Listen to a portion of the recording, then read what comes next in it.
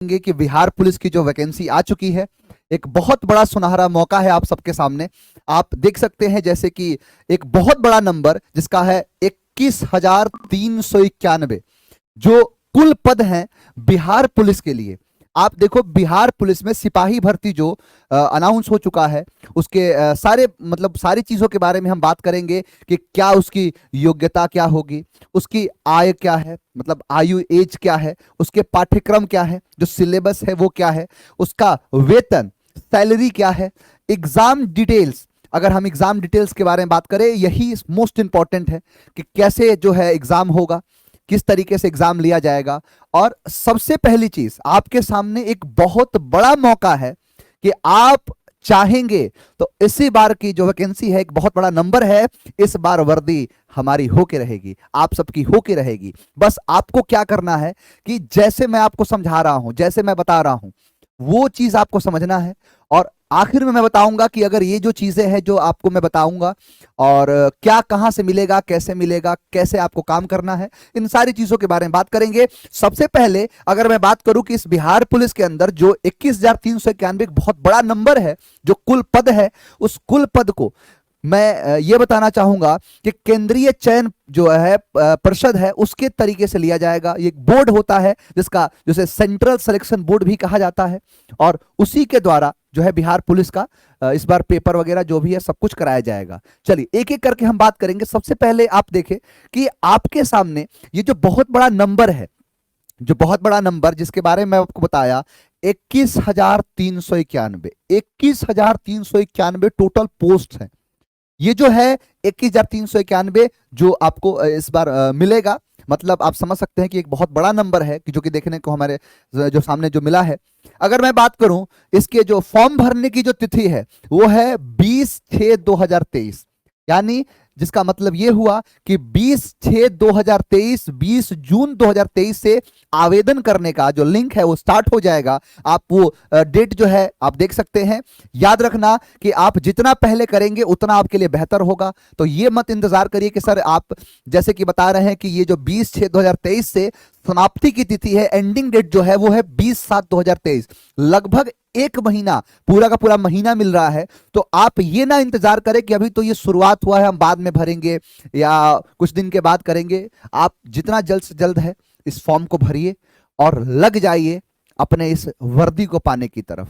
जो वर्दी है इस बार आपको मिलेगी ही, और उसकी जो हनक होती है वो आपसे बेहतर कौन समझ सकता है। जब अपने सामने आप देखते हो किसी व्यक्ति को जो एक वर्दी का जो हनक निकल के आता है, तो इससे बेहतर, इससे जो चीज है इससे बेहतर मुझे नहीं लगता कि मैं आपको बता सकता हूं। आप खुद वो चीज फील करते हो। तो ध्यान रहे कि स्टार्टिंग का जो डेट है, जो फॉर्म भरने की जो तिथि है वो 20/6 यानी 20 जून से शुरू हो जाएगा, और खत्म होने की जो तिथि है वो है 20/7/2023। लगभग पूरे के पूरे एक महीने का टाइम मिला है। सीधा सीधा बात करते हैं कि अगर ये जो 21,391 जो भर्तियां हैं, टोटल पोस्ट हैं, इन ये कैटेगरी वाइज डिवाइडेड है। कैटेगरी के बारे में अगर मैं बात करूं, आपके सामने आप देख सकते हैं इसकी पूरी की पूरी कैटेगरी है, जिसमें जो है पहली कैटेगरी जनरल, वो दूसरा है ईडब्ल्यूएस। ईडब्ल्यूएस का मतलब है इकोनॉमिकल वीकर सेक्शन, यानी ये जनरल तरीके से ही होते हैं, लेकिन जो इकोनॉमिकली जो वीकर लोग हैं, यानी आर्थिक रूप से जो कमजोर है,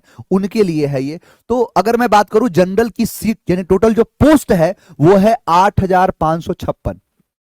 ये भी ठीक ठाक नंबर है। ईडब्ल्यूएस को देखें तो 2140 सीट टोटल ईडब्ल्यूएस के दायरे में है। उसके बाद एससी और एसटी, शेड्यूल कास्ट और शेड्यूल ट्राइब, यानी जो शेड्यूल कास्ट है और शेड्यूल ट्राइब है, तो ये है शेड्यूल कास्ट की अगर बारे में बात करें तो वो है 3,400। अगर आप एसटी के बारे में बात करें, शेड्यूल ट्राइब के बारे में बात करें, यानी एक जाति एक जनजाति, तो यहां पर है शेड्यूल ट्राइब 228 सीट।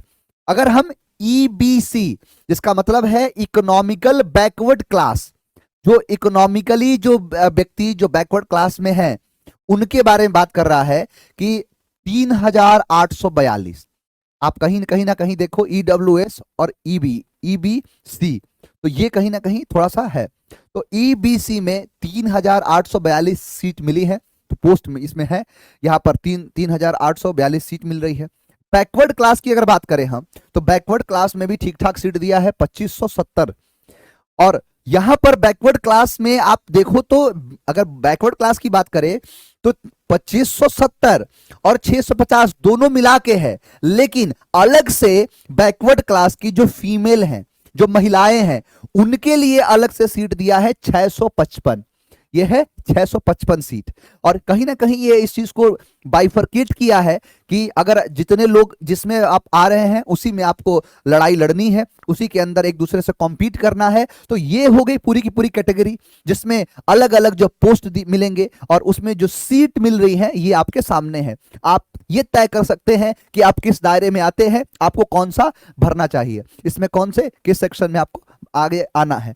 बात करते हैं और कि इसकी जो है कैटेगरी, और कैटेगरी में जो है इसका मिनिमम एज क्या है और मैक्सिमम एज क्या है। यानी जैसे कि मैंने कहा था कि आपको मैं पूरा आयु बताऊंगा जो एज के पर्सपेक्टिव से है। एज क्या है कि जनरल और ईडब्ल्यूएस, जो भी लोग जनरल हैं या फिर ईडब्ल्यूएस हैं, दोनों लोग, उनकी जो मिनिमम एज है यानी कम से कम एज है वो है 18 साल, और अधिकतम एज, मैक्सिमम एज वो है 25 साल। और यही चीज अगर मैं देखूं बैकवर्ड क्लास और इकोनॉमिकली बैकवर्ड क्लास जो लोग हैं वो भी सेम है 18 साल। 18 साल पहली बात कि मिनिमम तो सबका समान है, सबका सेम है, 18 साल कम से कम होना चाहिए। लेकिन मैक्सिमम में क्या है कि जो जनरल और ईडब्ल्यूएस है उनका 25 साल, बीसी और ईबीसी यानी बैकवर्ड क्लास और इकोनॉमिकली बैकवर्ड क्लास जो है वो है 27 साल। अधिकतम जो एज है वो हो सकती है। यहाँ 1 साल, यहाँ 2 साल का रिलैक्सेशन है जो राहत है थोड़ा सा। और बैकवर्ड क्लास और जो इकोनॉमिकली जो बैकवर्ड क्लास जो खास करके महिलाएं हैं, जो फीमेल कैटेगरी के अंदर हैं, उनको 1 साल और ज्यादा मिला है 28 साल। यानी पुरुषों के लिए 27 और महिलाओं के लिए 28। एक बार और मौका है, कहीं ना कहीं ये इशारा कर रहा है कि अभी भी मौका है, लग जाइए, सारा जहां आपका होगा। बस थोड़ी कुछ दिन की बात है, उसके बाद आप खुद समझते हैं कि क्या होता है। जो नौकरी लग जाने के बाद जो हालात होती हैं, जो चीजें होती हैं, कैसे तुरंत बदल जाती हैं। तो ये सारी चीजें कहीं ना कहीं इशारा कर रही हैं। दूसरा चीज, यहाँ एससी और एसटी के बारे में अगर बात करूं, शेड्यूल कास्ट और शेड्यूल ट्राइब के जो लोग हैं जो उस कैटेगरी में आते हैं, उनकी मिनिमम तो समान है, सबकी 18 साल है, लेकिन इसमें और 2 साल बढ़ गया 30 साल। तो जो जनरल और ईडब्ल्यूएस है उनका 25, जो बैकवर्ड और इकोनॉमिकली बैकवर्ड सेक्शन है वो 27, 1 साल ज्यादा महिलाओं को 28, और सबसे ज्यादा है जो 30 साल तक है शेड्यूल कास्ट और शेड्यूल ट्राइब वाले लोगों का। तो ये था आपका कि जो एज क्राइटेरिया क्या है, यानी एज क्या होना चाहिए। पहला मैंने आपको पोस्ट प्रेफरेंस दिया, क्या क्या पोस्ट मिलेगा, किसके अंदर आप जा सकते हो, आप ये आपको डिसाइड करना है कि आप किस में फाइट करने जा रहे हो। दूसरी चीज, एज जो है वो आपके सामने है, सबका कम से कम आपकी एज 18 साल होनी चाहिए। और उसके बाद जो मैक्सिमम है वो डिपेंड करेगा कि आपकी कैटेगरी क्या है। आगे बढ़ते हैं। जैसे कि यहां पर कुछ ऐसी, जैसे कि नौकरी जो है ये एक सिपाही की नौकरी है, तो कहीं ना कहीं आप ये समझ सकते हैं कि इसके अंदर जो कुछ शारीरिक दक्षता, यानी जो अड्रॉइटनेस, जो एक फिजिकल जो अड्रॉइटनेस है वो भी मांगता है, वो भी इसे चाहिए, जिसको शारीरिक दक्षता के हिसाब से अगर देखा जाए तो मेल, फीमेल और इस बार ट्रांसजेंडर, तीनों 3 कैटेगरी में दे दिया है।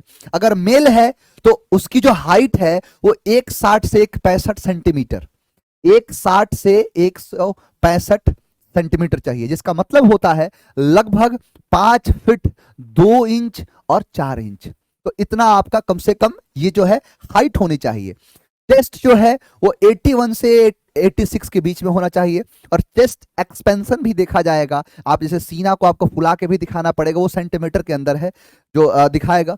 दूसरी चीज, मेल की जो हाइट जो है रिक्वायर्ड है वो है 160 से 165, इतना होना चाहिए, इससे कम नहीं। दूसरा, फीमेल जो है, महिला जो है, उनका 155 सेंटीमीटर होना चाहिए। और यही है कि जो इसमें आती है ट्रांसजेंडर में, वो 165 सेंटीमीटर होना चाहिए। इनको, इनके लिए भी मौका है, तो 165 सेंटीमीटर है। अगर मैं ध्यान से यहां समझना, एक चीज को समझाना चाहूंगा, टेस्ट रिक्वायरमेंट यहां पर है, यहां पर मेंशन नहीं किया है। लेकिन यहां पर देख लो कि यहां पर जो है, अगर मैं वेट के बारे में बात करूं तो देखो वेट का तरीका थोड़ा सा अलग होता है। मैं यहां पर कोई भी मेंशन अगर कर दूंगा तो थोड़ा सा वो एक्सेप्टेबल नहीं होगा, बिकॉज उसमें बहुत सारी चीजें देखी जाती हैं कि आपकी एज क्या है। दूसरी चीज ये निकल के आती है कि आपके एज के साथ साथ आपकी हाइट क्या है। तो हाइट के हिसाब से ये जो है काम करना शुरू करेगा। अगर मैं फॉर एग्जांपल अगर एक लेना चाहूंगी, जैसे फीमेल है, अगर 155 सेंटीमीटर है तो उनकी हाइट ऑन एन एवरेज 48 तक होती है, और हाइट सॉरी वेट जो है 48 केजी के आसपास है। और इसमें भी थोड़ा सा आपको मिलता है कि ऐसे मान के चलो, कोई जरूरी तो है नहीं कि कोई 48 केजी का ही होगा, हो सकता है 1 केजी ज्यादा हो जाए, 2 केजी ज्यादा हो जाए, या फिर कम हो जाए। तो ये जो कम और ज्यादा का है, इसको बैलेंस करने का कुछ परसेंटेज में रेशियो निकलता है। तो वेट एक पूरा ही डिफरेंट चीज होता है, ये पूरा ही अलग चीज है, जिसके अंदर आपके एज को और दूसरा आपके हाइट को मिला के ये चीज निकाला जाता है, तो वो यहां पर आता है। बट ये जो है हाइट है, ये आपके लिए बहुत ज्यादा जरूरी है। आगे बढ़ते हैं, और आगे चीजों के बारे में अगर मैं बात करूं कि जैसे कि आपको पता है कि ये जो एग्जाम है इसके अंदर 2 कैटेगरी होंगी। 2 कैटेगरी का मतलब ये है कि पहला जो है एक लिखित परीक्षा होगी, यानी ये 2 स्टेज में कराया जाएगा। स्टेज 1 क्या है आपका रिटन, जो रिटन एग्जाम है होना है वो होगा OMR सीट पे। OMR सीट पे आपको बबल करना है। दूसरा स्टेज है कि इसके लिए आपको फिजिकल फिटनेस टेस्ट, यानी आपको फिजिकल फिटनेस टेस्ट PFT आपको देना पड़ेगा, जिसके अंदर जो बिहार सरकार की तरफ से या जो इस बोर्ड की तरफ से, जो सेंट्रल जो बोर्ड है इसकी तरफ से जो जो दिया गया है, ये OMR सीट के जरिए रिटन एग्जाम का और PFT फिजिकल फिटनेस टेस्ट की रिक्वायरमेंट दी गई है। खास करके एक चीज मैं थोड़ा सा यहाँ फोकस करना चाहूंगा कि रिटन एग्जाम आपके लिए इंपॉर्टेंट तो है ही, लेकिन जो मेरिट जो ज्यादातर बननी है, मेरिट का एक अहम रोल रहना है PFT में। PFT के जरिए इसका अहम रोल है, अहम किरदार है। एक एक करके देखते हैं। सबसे पहले स्टेज 1 को समझते हैं। स्टेज 1 जो है वो है रिटन टेस्ट। रिटन टेस्ट जो है वो किस आधार पर होगा, किस तरीके से होगा, खास करके अगर मैं बात करूं रिटन टेस्ट जो है उसका पाठ्यक्रम, मैंने क्या कहा आपसे कि क्या क्या इस बार जो है योग्यता क्या क्या है, एज क्या है, और पाठ्यक्रम सिलेबस के बारे में मैं बात करूंगा कि इस पाठ्यक्रम क्या है। लेकिन ध्यान देना, ये पाठ्यक्रम है ये बिहार से, तो कहीं ना कहीं आपको पता है कि बिहार की थोड़ी बहुत चीजों का रोल इसमें होना ही होना है। अगर मैं बात करूं, आप पहली लाइन को पढ़ सकते